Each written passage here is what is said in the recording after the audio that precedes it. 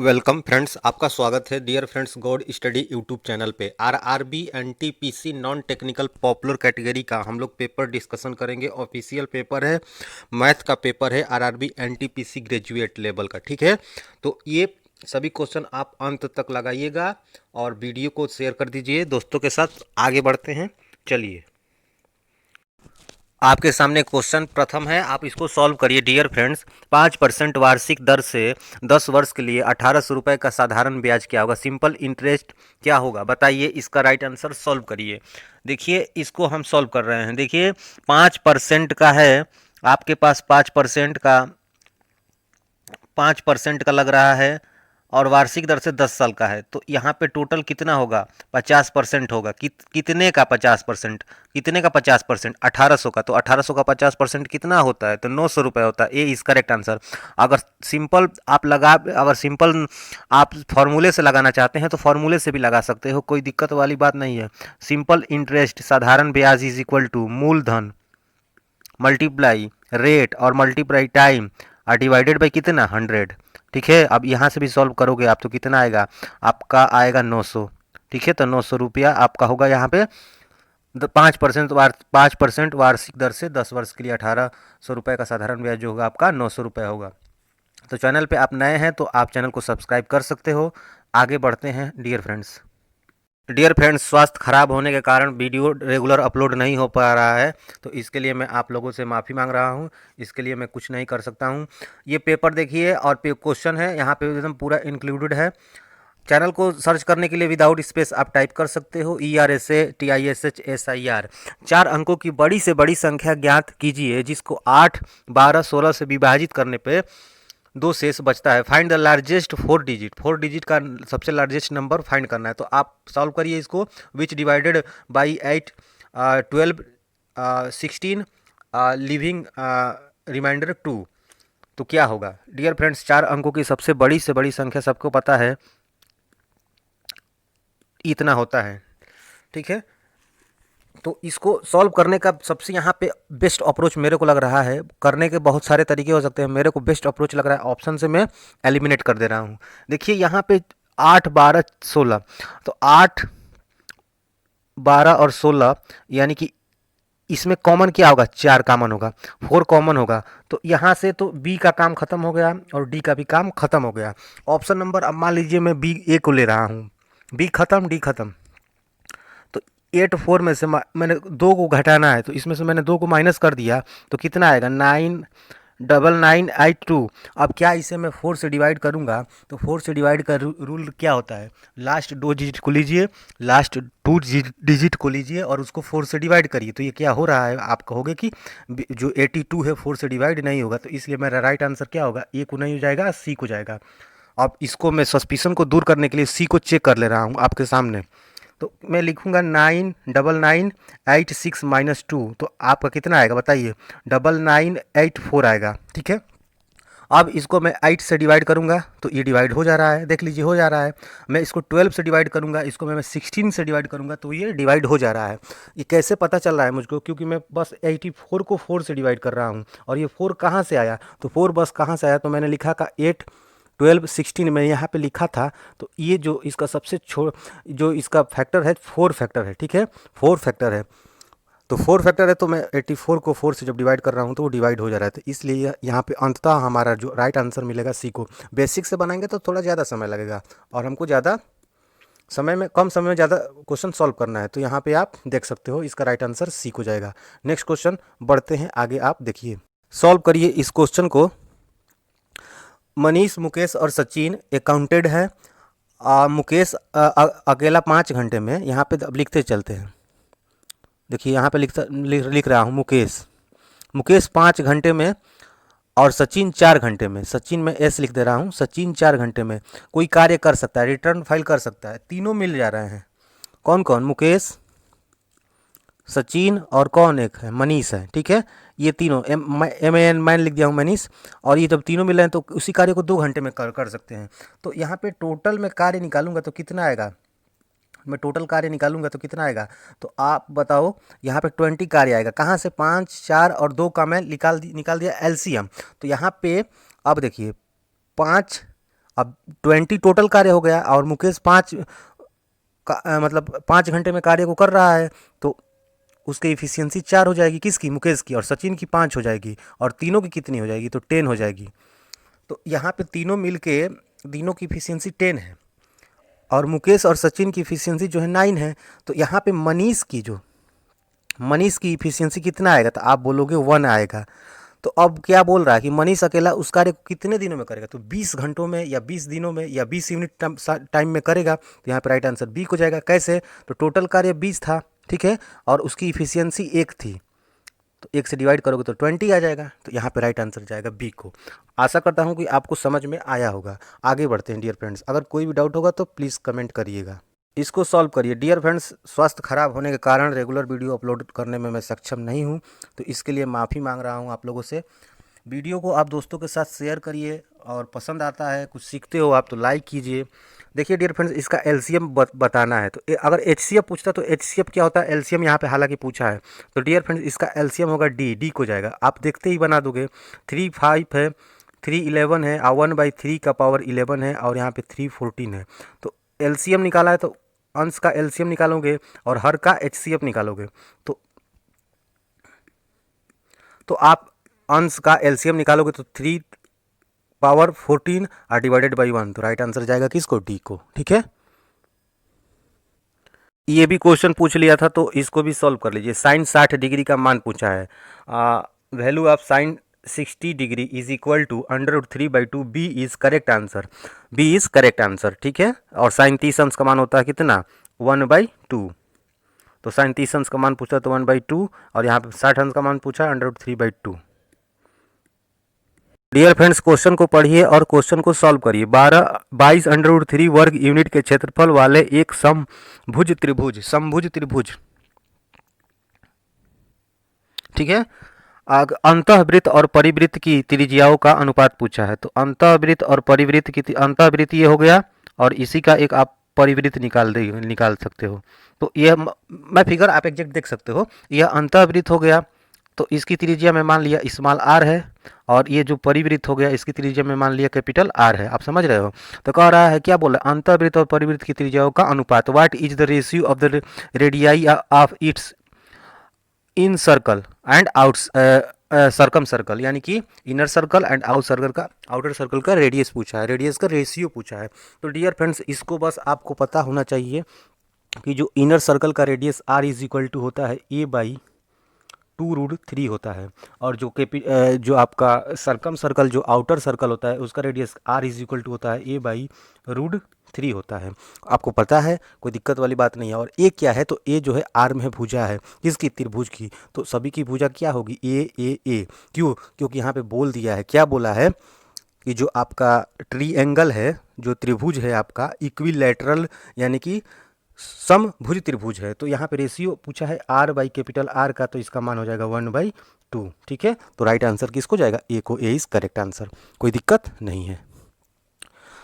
तो आप सॉल्व कर सकते हो, स्मॉल आर और कैपिटल आर का जब यहाँ पे मान रख के सॉल्व करेंगे तो 1/2 आएगा, कोई दिक्कत नहीं है। आप समझ रहे होंगे कि मैं आपसे क्या बोलना चाह रहा हूँ। ए से ए कैंसिल होगा, √3 से √3 कैंसिल होगा, तो 1/2 हो जाएगा इसका राइट आंसर। यानी कि आप इसको रट भी लेंगे तो बहुत बेटर होगा, क्योंकि रेलवे पूछता है। ग्रुप डी, एनटीपीसी और रेलवे के इवेंट सारे एग्जाम के लिए ये पेपर डिस्कशन बहुत ही महत्वपूर्ण है।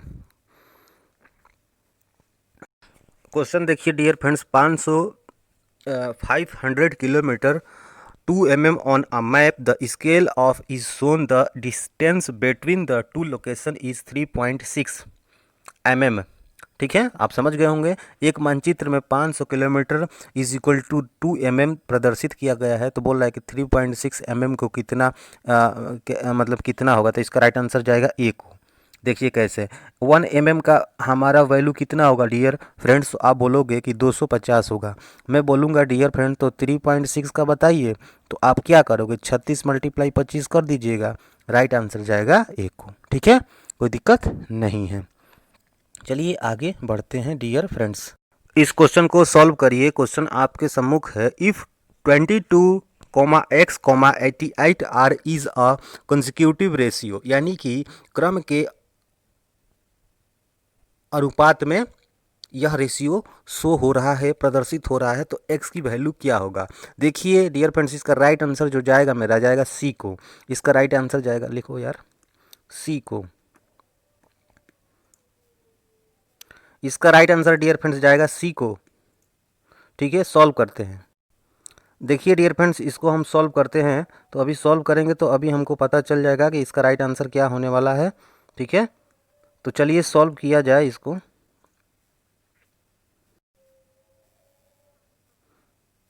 देखिए डियर फ्रेंड्स, इसका राइट आंसर सी को जा रहा है और हम लोग सॉल्व करने वाले हैं। लिख क्यों नहीं रहा है, लिखो भैया। चलिए सॉल्व करिए। तो 20,x,88 क्या है, क्रम के अनुपात में है, यानी कि दूसरे का बटा में पहले का रेशियो इज इक्वल टू तीसरे का बटा में दूसरे का रेशियो बराबर होगा। तो मेरा क्या होगा, x square is equal to क्या होगा, 88 मल्टीप्लाई 22 होगा ना। और एक्स बराबर क्या होगा, तो 8 मल्टीप्लाई 11 मल्टीप्लाई 11 मल्टीप्लाई 2, सारा का सारा क्या होगा, रूट में होगा। और एक्स इज इक्वल टू क्या होगा, जोड़ी बना दीजिए, तो 8 और मल्टीप्लाई 2 तो कितना होगा 4 और मल्टीप्लाई 11, यानी कि 44 हो जाएगा। राइट आंसर मेरा 44 को जाएगा। तो इस तरह से ऑप्शन होगा सी इज करेक्ट आंसर।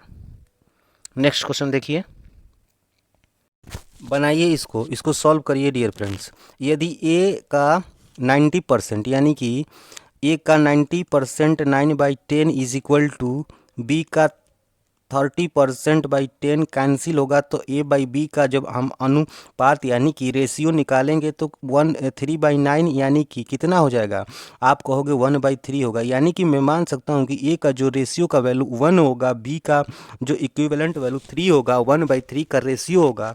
तो वो अब बोल रहा है कि बी इज इक्वल टू, बोल रहे हैं कि b इज इक्वल 1 का x% हो तो x इज इक्वल टू कितना होगा।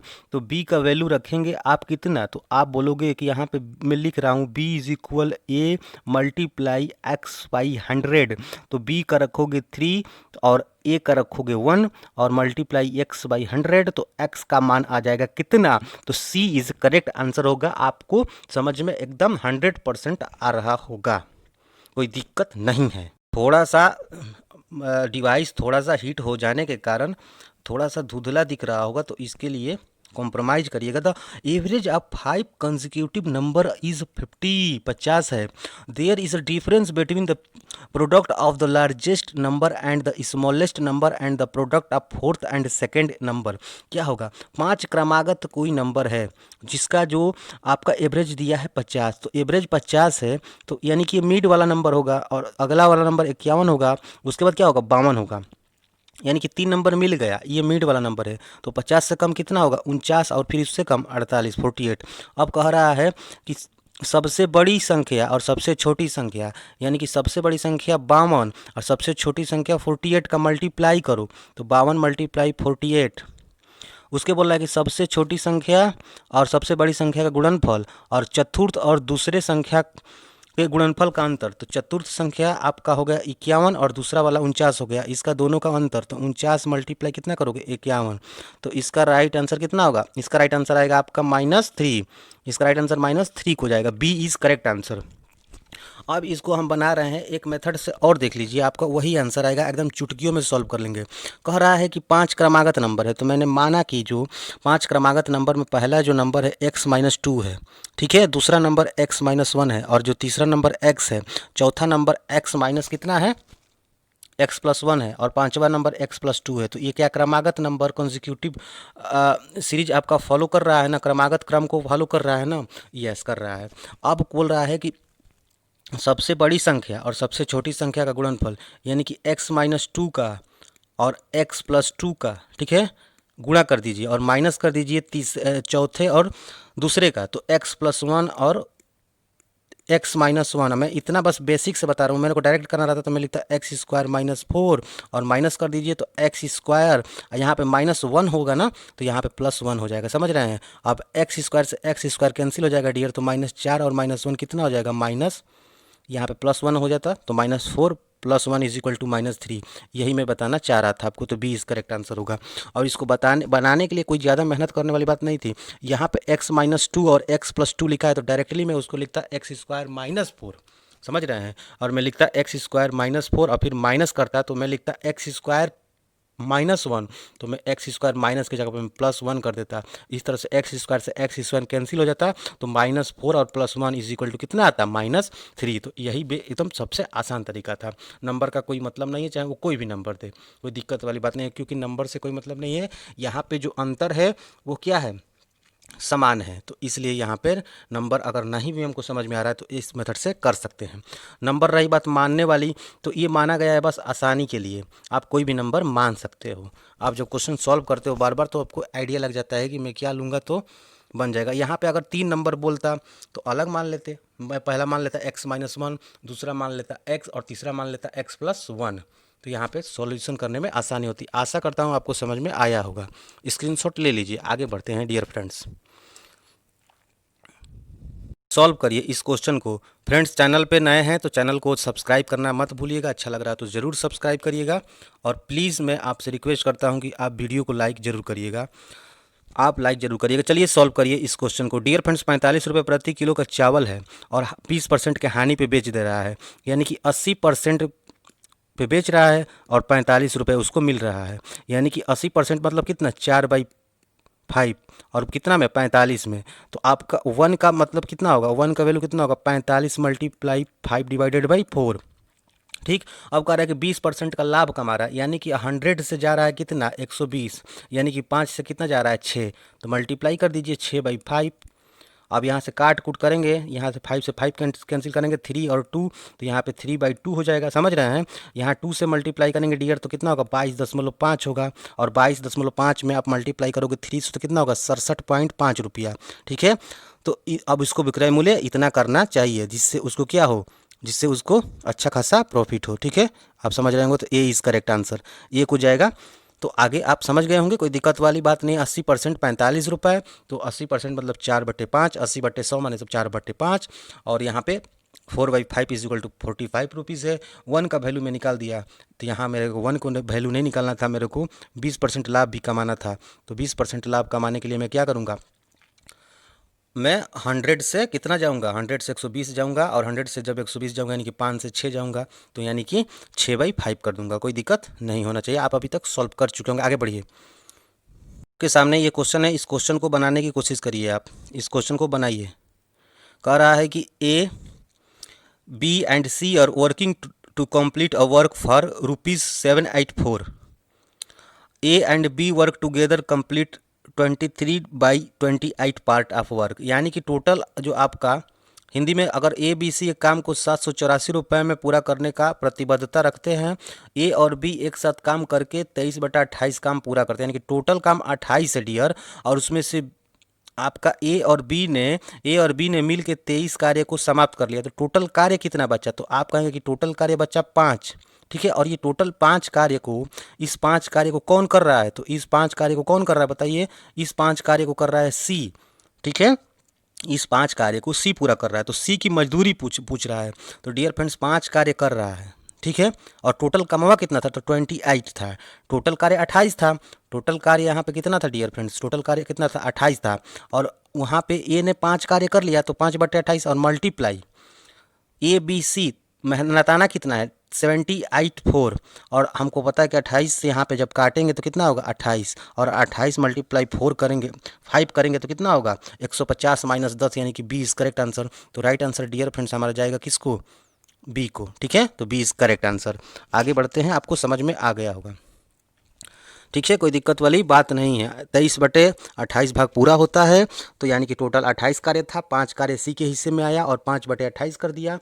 और टोटल जो आपका रुपीज़ है वो 784 रुपये था। और 784 रुपये जो था, 784 रुपये जो मेरा था वो 5/28 का, यानी कि 5वां हिस्सा था 28 का। तो यहाँ पे मैं मल्टीप्लाई करके 140 आंसर ला दिया।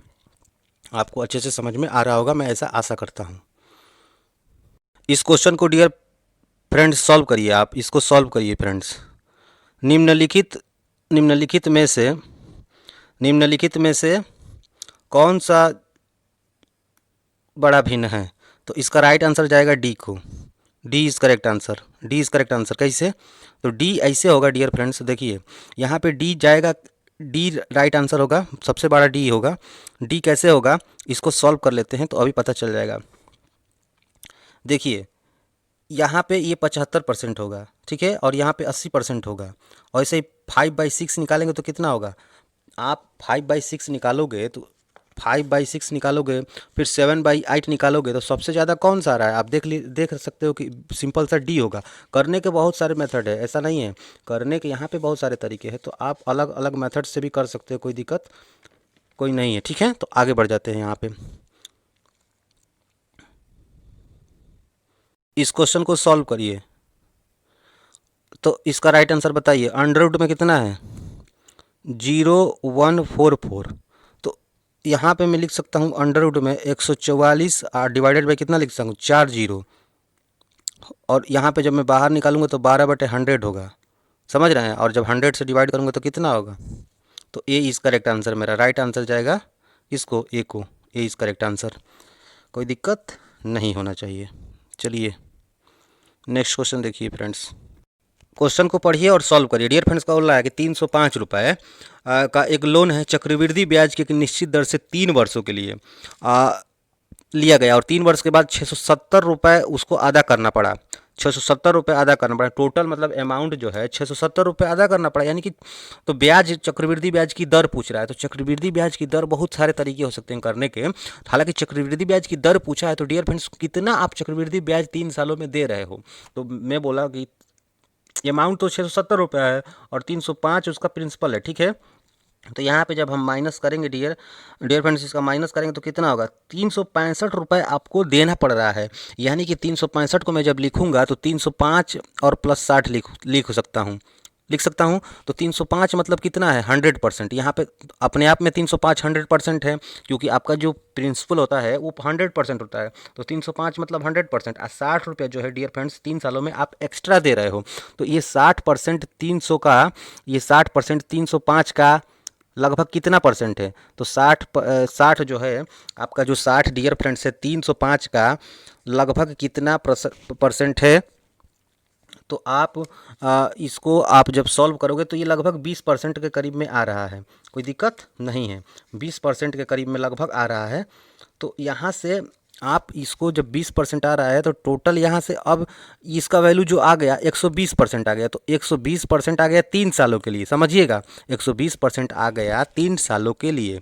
120% डियर फ्रेंड्स 3 सालों के लिए आ गया। तो आप कंसेक्यूटिव लगा दो, अब कंसेक्यूटिव ऑप्शन से कोई भी पुट कर लो। तो मान लीजिए मैं पहला पुट किया 30%, तो 30 का 30 करूँगा तो 30 + 30 + 30 × 30 और डिवाइडेड बाई 100 करूँगा तो कितना होगा बताइए? 69%। और फिर 69% और 30 को मैं जब लगा रहा हूँ, अब 69% और 30 को लगाऊंगा तो कितना आएगा? लगभग अगर 120 आ जा रहा है तो मैं मानूंगा कि 120% होगा।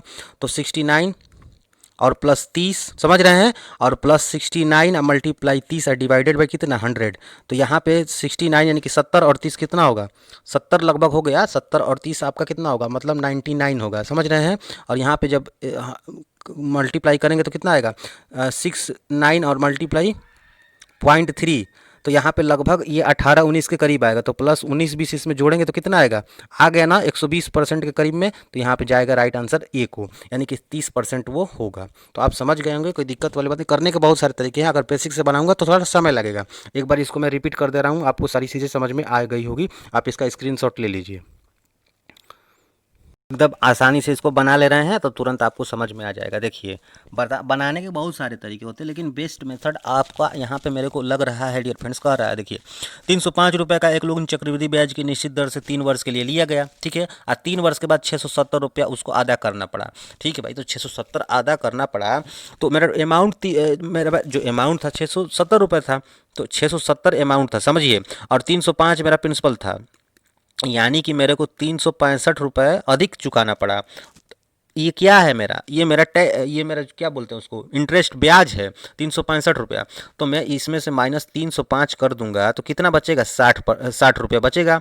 तो 305 जो है यहाँ पे क्यूब में माइनस किया, क्योंकि 305 रुपये का लोन मैंने लिया था, यानी कि मैं 100% और प्लस 60 रुपया हमको ब्याज देना पड़ रहा है, यानी कि अब 100% से भी अधिक हमको ब्याज दिया यहाँ पे। तो 60% मेरा निकालूंगा, मैं 60% निकालूंगा कितने का, अगर 305 का मैं निकाल दे रहा हूँ तो 305 का मैंने या 300 का ही निकाल दे रहा हूँ 100%, तो मेरा लगभग लगभग 20% के करीब में आ रहा है।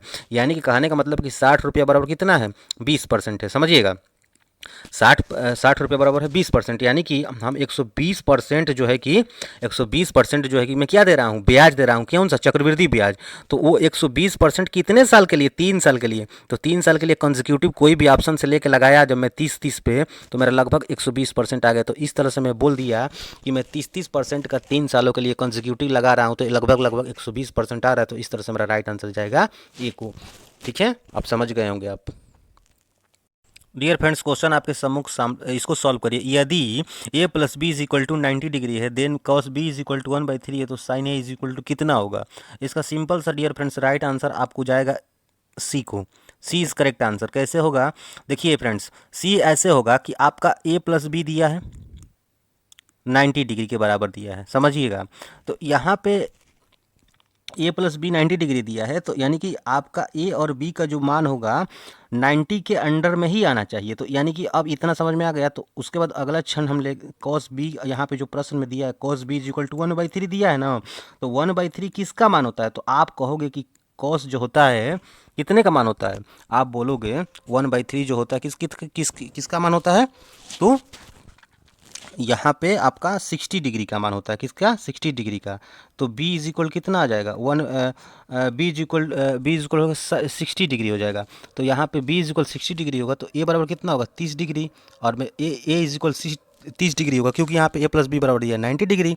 तो अब साइन 30 डिग्री का मैं मान निकालूंगा तो कितना होगा, 1/2। तो यहाँ पे राइट आंसर मेरा किसको जाएगा, ए को। यहाँ पे मैं गलत कर चुका हूँ, तो इसके लिए मैं आपसे माफ़ी मांगता हूँ, ये नहीं होगा डियर फ्रेंड्स, 1/2 होगा, समझ रहे हैं ना। तो यहाँ पर dear friends right answer dear friends जाएगा ए को। ठीक है, ठीक है, यहाँ पे जाएगा ए को। ए इज करेक्ट आंसर, 1/2 होगा राइट आंसर। ठीक है, ए इज करेक्ट आंसर। इसको सॉल्व करिए और इसका इसका आंसर बताइए। देखिए, x² प्लस 8x प्लस 12 का गुणनखंड बताओ। तो इसका तो बस राइट आंसर सॉल्व करने का कोई ज़रूरत नहीं है, ये इस करेक्ट आंसर होगा। कैसे, बस यहाँ पे सब जगह प्लस है तो कहाँ हमको माइनस आएगा, यहाँ पे माइनस आएगा, यहाँ पे माइनस आएगा ना, ये इस करेक्ट आंसर। चलिए बना भी देते हैं, लेकिन यहाँ पे ज़्यादा बनाने वाली हमको चीज़ें नहीं लग रही है। फिर भी देखिए, कह रहा है x² है और प्लस 8x है और प्लस 12 है। तो क्या करूँगा, मैं कुछ नहीं करूँगा, x² plus 6x plus 2x plus 12 लिख दूंगा, कोई दिक्कत नहीं। x कॉमन लूंगा तो x प्लस 6 होगा, आप प्लस 2 कॉमन लूंगा डियर फ्रेंड्स तो x प्लस 6 होगा dear friends. x plus 6 multiply x plus 2 होगा, वही बोला हूँ, A is correct answer. Channel पे नए हैं डियर फ्रेंड्स तो सब्सक्राइब कर सकते हो आप, God study YouTube channel. Solve करिए डियर फ्रेंड्स। कह रहा एक चोर जो है x किलोमीटर प्रति घंटे की चाल से अपनी मोटरसाइकिल चलाता है और 4 घंटे के बाद एक पुलिस वाला एक जीप से उसका पीछा करता है। तो यानी कि 4 घंटे में वो कितना दूरी चल लिया, 4x किलोमीटर चल लिया। ठीक है, दूरी इज इक्वल टू चाल मल्टीप्लाई समय। अब कह रहा है कि उसका पीछा करना शुरू किया और उसे 4 घंटे में पकड़ लेता है, पुलिस वाला उसे 4 घंटे में पकड़ लेता है। तो और 4x दूरी चल दिया उतने समय में, और जो पुलिस वाले का स्पीड है वो 40 किलोमीटर प्रति घंटा है। तो बताओ कि वह कितने घंटे में पकड़ेगा। तो 40 से कम ही इसका माना चाहिए। तो 40 माइनस एक्स करूँगा यहाँ पे। क्यों, क्योंकि यहाँ पे देखो भैया, देखो ये पुलिस है डियर फ्रेंड्स, ये पुलिस ये 40 किलोमीटर के स्पीड से चल रहा है और ये जो चोर है वो x किलोमीटर प्रति घंटे के चाल से चल रहा है। तो दोनों का जो आपका रेस्पेक्टिव जो टर्म होता है, जो आपका रिलेटिव वेलोसिटी होगा, कितना होगा, 40 माइनस एक्स होगा। और यहाँ पे तो स्पीड 40 माइनस एक्स होगा, टोटल जो डिस्टेंस कवर होगा 8x होगा। कितने समय में, तो 4 घंटा ये और 4 घंटा ये 8 घंटे में, ठीक है। तो 40 माइनस एक्स डिवाइडेड बाई 8 बटे में 8 से 8 कैंसिल करोगे तो 40 बराबर कितना होगा 2x। तो x बराबर आएगा 20 किलोमीटर प्रति घंटा की चाल से अगर वो चलेगा तो इतना काम अपना वो कर देगा कि वो 4 घंटे आराम करके और 4 घंटे में पकड़ लेगा। तो डी इज़ करेक्ट आंसर होगा। इसको मैं एक बार रिपीट कर दे रहा हूँ, आपको समझ में आ जाएंगी चीज़ें। कुछ मत कीजिएगा, 4 घंटे के बाद वो दौड़ना चालू कर रहा है और 4 घंटे में पकड़ ले रहा है, तो 8 घंटा। स्पीड कितना है उसका x किलोमीटर, तो वो इतना अपना इतना दूरी तय कर लिया कितने समय में 8 घंटे में, यानी कि 8 घंटे में वो x किलोमीटर की दूरी तय कर लिया है, ठीक है। ये तो दूरी हो गया आपका और ये समय हो गया, तो यानी कि उसका जो स्पीड आ गया कितना आ गया x आ गया और यहाँ पे x दिया है, ठीक है। और यहाँ पे एवरेज जो आपका रिलेटिव स्पीड होगा, तो जो पुलिस का स्पीड है 40 है और जो चोर का स्पीड है x है, तो दोनों का आप 40 माइनस एक्स कर दो, तो 40 माइनस एक्स बराबर कितना हो जाएगा, ये वाला x यहाँ पे ला दो, x हो जाएगा, ये समीकरण बन जाएगा। तो इस तरह से आपका आसानी से 2x बराबर होगा 40 और x बराबर हो जाएगा 20 किलोमीटर, 20 किलोमीटर प्रति घंटा। आप समझ गए होंगे मैं क्या कहना चाह रहा हूँ, तो डी इज करेक्ट आंसर होगा, ठीक है। कोई दिक्कत नहीं होना चाहिए आपको। इसको सॉल्व करिए डियर फ्रेंड्स। चैनल पर नए हैं तो चैनल को सब्सक्राइब जरूर करिएगा, अच्छा लग रहा होगा तो, और लाइक जरूर करिएगा एक आप। यहाँ पे देखिए x square is equal to दिया है कितना, इसका राइट आंसर कितना होगा 625 और माइनस कितना 225, 400 हो जाएगा। एक्स स्क्वायर बराबर 400 होगा, तो एक्स बराबर कितना होगा भैया 20 होगा ना, 20 होगा ना, तो सी इज करेक्ट आंसर। सब पूछा है तो क्या करेंगे, सॉल्व करना पड़ेगा। सॉल्व करिए डियर फ्रेंड्स, क्वेश्चन आपके सम्मुख है। 1 से लेकर 9 तक की संख्याओं के वर्गों का योगफल बताइए। यानी क्या कह रहा है क्वेश्चन में डियर फ्रेंड्स ना, calculate the sum of square of the number from 1 to 9। Square यानी कि 1 का square plus dot dot dot dot 9 का स्क्वायर, वो भी एकदम क्रमांक से 2 का स्क्वायर होना चाहिए, यहाँ पे प्लस 3 का स्क्वायर होना चाहिए, ऐसे करके डॉट डॉट। तो या तो आप इसको ऐसे जोड़ो, या तो सिंपल सा फार्मूला क्या होता है n into n plus 1 into 2n plus 1 divided by 6, ठीक है। n मतलब 9 तक दिया है, अगर 10 तक दिया होता तो 10 रख देते। यहाँ पे आप मल्टीप्लाई करो, 9 मल्टीप्लाई 10 मल्टीप्लाई कितना होगा 19 डिवाइडेड बाई कितना होगा 6, काट कूट करेंगे तो 3 हो जाएगा, यहाँ पे 2 होगा, यहाँ पे 5 होगा। 19 पाँचे 95, तिहाई 285, बी इज करेक्ट आंसर। समझ रहे हैं, ठीक है। तो यहाँ पे राइट आंसर जाएगा बी को। चलिए ओके, क्वेश्चन को सॉल्व करिए। एक आदमी है, एक नाव लेकर 4 किलोमीटर प्रति घंटे की चाल से चला सकता है, नाव को चला सकता है। उसने यह पाया कि विपरीत दिशा में जाने में लगा समय धारा की दिशा में जाने में लगने वाले समय का 2 गुना है। तो धारा की चाल बताइए। धारा की चाल हम मान लेंगे कि धारा का जो चाल है y है, ठीक है। आदमी का जो चाल है वो x है, 4 है, ठीक है। यानी कि मान लीजिए x है, x इज इक्वल टू 4 दिया है। देखिए ये मेरा मान लीजिए स्ट्रीम है, स्ट्रीम के ये स्ट्रीम के दिशा में है और ये स्ट्रीम के विपरीत दिशा में है। तो अगर और ये है मेरा शांत, तो शांत अगर नाव चल रहा है तो 4 किलोमीटर प्रति घंटे की चाल से चल रहा है, समझिए 4 किलोमीटर प्रति घंटे की चाल से चल रहा है। लेकिन यदि धारा की दिशा में जा रहा है तो धारा का स्पीड जो है y है यहाँ पे, तो आपका जाहिर सी बात है कि जब धारा की दिशा में चलेगा तो 4 + y हो जाएगा, ठीक है। 4 + y किलोमीटर प्रति घंटा हो जाएगा। और धारा के जब विपरीत में चलेगा तो 4 - y हो जाएगा। और जब शांत में चलेगा तो 4 किलोमीटर प्रति घंटा के चाल से चलेगा, वहाँ पे कोई एनर्जी उसको नहीं मिलेगा, धारा की एनर्जी नहीं मिलेगी। धारा की दिशा में जा रहा है तो धारा की एनर्जी ऐड हो जाएगी, धारा के विपरीत दिशा में जा रहा है तो धारा की जो एनर्जी होगी वो घट जाएगी। आप समझ रहे होंगे। तो कह रहा है कि जो समय लग रहा है धारा के विपरीत में जाने में 2 गुना लग रहा है समय, यानी कि 1 घंटे में, अगर 1 घंटे में वह 1 घंटे में धारा की दिशा में जितना दूरी तय कर रहा है उतना ही दूरी 2 घंटे में आपको उसको वापस धारा के विपरीत दिशा में आने में समय लगता है। तो आपका y - 4 होगा और इस तरह से इसको सॉल्व करेंगे तो y इज इक्वल टू हो जाएगा 4/3, यानी कि 1.333, बी इज करेक्ट आंसर। इसको मैं एक बार रिपीट कर रहा हूँ, आप ध्यान दीजिएगा। आपको आ रहा होगा तो वीडियो को तुरंत फॉरवर्ड करके अगला क्वेश्चन सॉल्व करिए। एक आदमी 4 किलोमीटर की नाव 4 किलोमीटर प्रति घंटे से चला सकता है, वो भी शांत जल में। तो शांत जल में चला रहा है तो धारा की दिशा में कितना चलाएगा 4 + y बराबर। अब उसने पाया कि विपरीत दिशा यानी कि 4 - y, जहाँ विपरीत किया तो 4 - y में लगा समय कितना है, 2 गुना है, तो 2 गुना है यानी कि यहाँ पे लगा समय 1 गुना है। तो यहाँ पे आप सॉल्व करेंगे डियर, तो 4 + y = 8 होगा, -2y होगा डियर फ्रेंड्स। तो यहाँ पे 2y इधर आएगा तो क्या होगा, 3y, इधर 4 जाएगा तो कितना होगा, 4 होगा। तो वही तो बोलेंगे y = 4/3 होगा, तो 1/3 3 3 3 3 3 होगा, 20 करेक्ट आंसर होगा। A man ride a boat of a speed of 4 km/h. He found that the time taken to go in the opposite direction of the stream is double. बस सिंपल डबल, तो यानी कि 1/3। अब आप इसको ध्यान में भी रख सकते हो कि अगली बार आए तो तुरंत मार दीजिएगा 1/3। इस क्वेश्चन को सॉल्व करिए, इसको आप सॉल्व करके कमेंट करिएगा, ठीक है ना। इसको कमेंट करके बताइएगा डियर फ्रेंड्स को कितना राइट आंसर आ रहा है। हम लोग आगे बढ़ जाते हैं, आप कमेंट करिएगा ज़रूर से ज़रूर। डियर फ्रेंड्स, बार चार्ट पे आधारित प्रश्न पूछे जाते हैं और बहुत ज़्यादा पूछे जाते हैं, ठीक है। एनटीपीसी में और ग्रुप टी में भी पूछे जाते हैं, तो इसको आप पढ़ लीजिए। हम अगले पेज पे अभी चल के दिखाएंगे आपको। निम्नलिखित बार चार्ट दुनिया भर से भारत में म्यूचुअल फंड के निवेश के रुझान को दर्शाता है। 1992 से लेके आपका 97 तक ये आपका दिया गया है, ठीक है। इंडियाज़ म्यूचुअल फंड इन्वेस्टमेंट 5.7, और यहाँ पे आप देख सकते हो। तो चलिए अब इसको सॉल्व करते हैं। क्वेश्चन एकदम आप देख सकते हो, कह रहा है कि निम्नलिखित बार चार्ट पर आधारित प्रश्नों का उत्तर दीजिए। निम्नलिखित बार चार्ट दुनिया भर से भारत में म्यूचुअल फंड के निवेश को रुझान को दर्शाता है, कह रहा है क्वेश्चन। प्रश्न कर रहा है कि 1996 से 1997, 1996 ये हो गया और 1997 ये हो गया, कॉलम देखिए आप, ठीक है। आपका ध्यान यहाँ होना चाहिए। मध्य भारत में म्यूचुअल फंड के निवेश का कितना शुद्ध अंतर था, बस अंतर बताना। कितना सिंपल क्वेश्चन है कि बस घुमाने के लिए बस दिखा दिया है। तो इसका अंतर कितना होगा बताइए, 31.36 है, यहाँ पे 24.23 है। तो यहाँ पे बस माइनस सही से करेंगे ना तो तुरंत हमारा जो आंसर मिल जाएगा, कोई दिक्कत नहीं है। तो बी इज करेक्ट आंसर होगा, बी इज करेक्ट आंसर होगा आपका, बी इज करेक्ट आंसर। 7.13 का जो आपका होगा डिफरेंस होगा 90 to 97 म्यूचुअल फंड के निवेश में, ठीक है। आपको कोई दिक्कत नहीं होना चाहिए, यहाँ पे बी इज करेक्ट आंसर होगा। डियर फ्रेंड्स, चैनल पे नए हैं तो चैनल को सब्सक्राइब करिएगा और प्लीज़ वीडियो को शेयर कर दीजिएगा आप।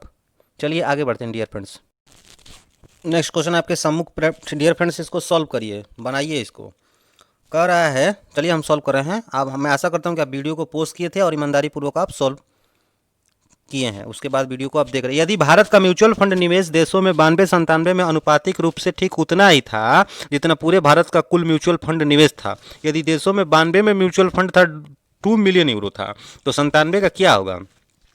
यानी कहने का मीन्स क्वेश्चन का तात्पर्य ये है, बोल रहा है क्वेश्चन कि जो 92 का जो है वही ठीक 97 का भी है। जो 92 का है, जो 92 का है 2 है। तो देखिए मैं यहाँ पे लिख रहा हूँ 1992 का जो है वो 2 मिलियन यूरो था, 2 मिलियन यूरो था। और कह रहा है तो 92 वाले फिगर पे जाएंगे तो यहाँ पे 5.7 आ रहा है। तो यानी कि 5.7 इज इक्वल, अब यहाँ पे समझिए 5.7 इज इक्वल 2 है, समझिएगा। तो 1 का जो वैल्यू होगा कितना होगा, 2/57 होगा, समझ रहे हैं ना। ओके, अब कह रहा है कि 97 वाला बताओ। तो भैया 97 वाला कितना, 31.36 है। तो आप एक का वैल्यू दिया है 2/57 दिया है, तो 31.36 का कितना होगा। तो आप कहोगे कि 2 डिवाइडेड बाई 5.7 और मल्टीप्लाई कितना 31.36 होगा। अब इसको सॉल्व करेंगे तो सॉल्व करिए। तो यहाँ पे बस यही सॉल्व करने वाला दिक्कत है। तो 2 मल्टीप्लाई हो जाएगा 31, फिर 3 × 6 और डिवाइडेड बाई 57 होगा। और जब 57 से इसको 313 को काटेंगे तो ये लगभग आपका आएगा 5, और 57 × 5.5 आएगा। तो यहाँ पे लगभग आपका 11 के करीब में क्वेश्चन के आंसर आना चाहिए, 11 आना चाहिए। तो यहाँ पे हमारा राइट आंसर डियर फ्रेंड्स जाएगा किसको, ए को। तो ए इज़ करेक्ट आंसर होगा, ए इज़ करेक्ट आंसर होगा, ए इज़ करेक्ट आंसर होगा। आप समझ रहे होंगे। मैं एक बार रिपीट कर रहा हूँ, इस क्वेश्चन को ध्यान से देखिए, अगर आता है तो फॉरवर्ड करिए, कोई दिक्कत नहीं है। कह रहा है डियर फ्रेंड्स ना कि 1992 का जो था 2 मिलियन था। तो 1992 का जो था तो 5.7 का वैल्यू दिया है 2, 5.7 का वैल्यू दिया है 5.7 का वैल्यू दिया है 5.7 का वैल्यू दिया है 2।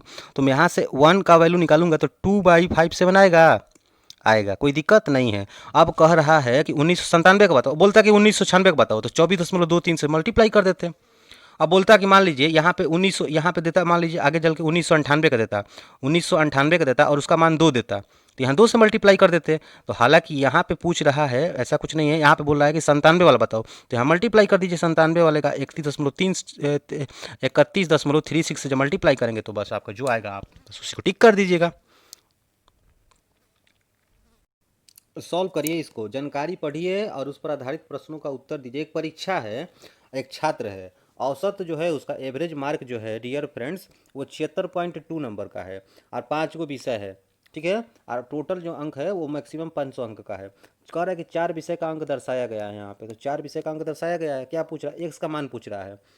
तो यहाँ पे डाटा कुछ अधिक ही दे दिया है बस आपको गुमराह करने के लिए। तो यहाँ पे आप 5 से मल्टीप्लाई करो तो टोटल मार्क उसका आ जाएगा। तो यहाँ पे जब टोटल मार्क वहाँ पे यहाँ पे कितना आएगा, आप मल्टीप्लाई करोगे तो कितना होगा, ये आपका आएगा 381 आ जाएगा, ठीक है। अब इसको जोड़ो, 76 को 87 को 83 को 78 को जोड़ दो, तो यहाँ पे कितना होगा, 8 11 और 7 और 6, तो यहाँ पे आपका आएगा 324 आ जाएगा। कितना आएगा, 324 आएगा। अब 381 में से 324 को जब घटाओगे तो 57 आ जाएगा। सी इज करेक्ट आंसर, आपका राइट आंसर हो जाएगा। एक्स का वैल्यू हो जाएगा 57, ठीक है।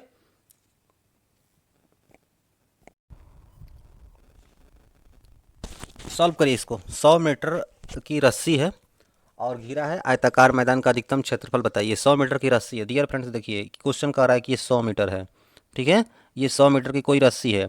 अब कह रहा है कि इस रस्सी को लेके जाना है एक आयताकार मैदान में और उस आयताकार मैदान को घेर देना है। तो ये कोई आयताकार मैदान है, इसको मैं इसी रस्सी से चारों तरफ घेर दिया, तो चारों तरफ घेर दिया तो 100 मीटर मेरा आयतन, इसका जो मेरा पेरीफेरी होगा, इसका जो पेरीमीटर होगा 2l+b होता है और उसका जो मान हो गया 100 हो जाएगा, कोई दिक्कत नहीं है। तो l+b का मान कितना होगा, 50 होगा, l+b का मान 50 होगा। अब कह रहा है कि अधिकतम क्षेत्रफल ज्ञात कीजिए। तो देखिए यहाँ पे l+b 50 है, तो मैं 25 + 25 करूँगा तो 50 हो जाएगा। मैं 40 + 10 करूँगा, मैं 40 + 10 करूँगा तब भी 50 हो जाएगा। समझ रहे हैं ना, कोई दिक्कत नहीं होगा। तो कई सारे तरीके करने के। तो यहाँ पे सबसे मैक्सिमम कब आएगा, जब मैं 40 में मल्टीप्लाई 10 से करूँगा तो 400 आएगा, 25 में मल्टीप्लाई 25 से करूँगा तो 625 आएगा। तो आपको देखने से नहीं लग रहा है कि इसका राइट आंसर बी को जाएगा, 625 होगा।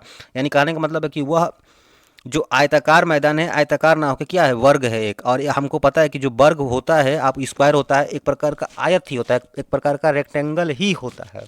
स्क्वायर आपका रेक्टेंगल ही होता है एक प्रकार। तो यहाँ पे ये इसका 25 हो जाएगा और ये भी 25 होएगा। 25 में मल्टीप्लाई 25 का करेंगे तो मैक्सिमम क्षेत्रफल 625 मीटर स्क्वायर आएगा, बी को जाएगा।